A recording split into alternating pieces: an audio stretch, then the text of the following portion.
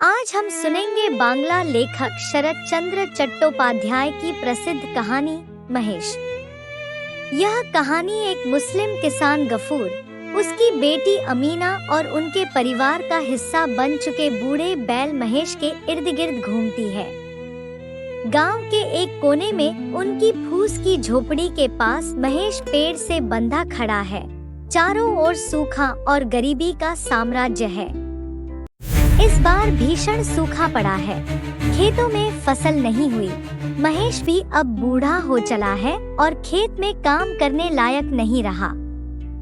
अमीना स्नेहपूर्वक महेश को घास खिला रही है, जबकि गफूर चुपचाप लाठी के सहारे खड़ा यह दृश्य देख रहा है। तभी कुछ लड़के आकर महेश पर पत्थर फेंकते हैं। अमीना दौड़कर उसे बचाती है।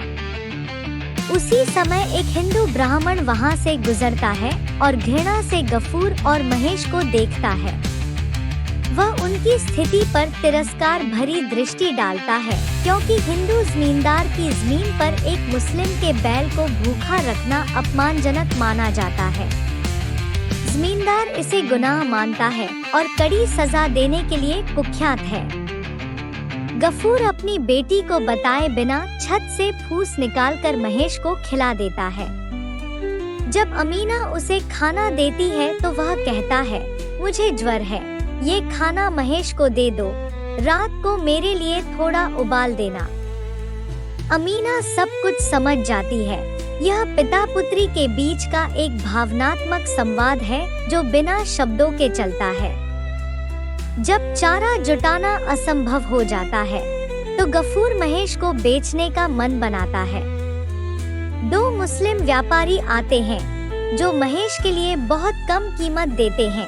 अमीना दूर खड़ी सब कुछ सुनती है और रोते हुए कहती है, अब्बा, महेश को मत बेचो।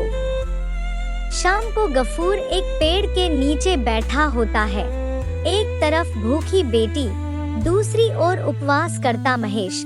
उसके लिए यह निर्णय कठिन है कि किसे बचाए। महेश भूखी आंखों से उसकी ओर देखता है। चांदनी रात में अमीना चुपचाप महेश को थोड़ा पानी और सूखा खाना देती है। अगली सुबह गांव के लोग गफूर को घेरकर चिल्लाते हैं कि इस निकम्मे बैल को और कितने दिन पालोगे।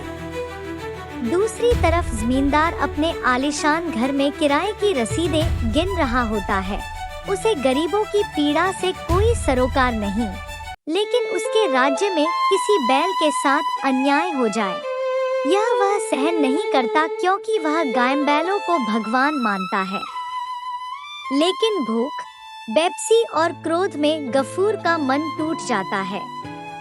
वह एक भारी लकड़ी का डंडा उठाकर महेश की ओर बढ़ता है और उसके सिर पर जोर से वार करता है।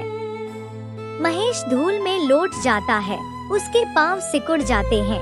अमीना चीखते हुए दौड़ती है, महेश के निर्जीव शरीर से लिपटकर फूट फूट कर रोती है। गांव वाले स्तब्ध खड़े हैं। गफूर अपराध बोध और पश्चाताप में लाठी हाथ में लिए कांपता रहता है।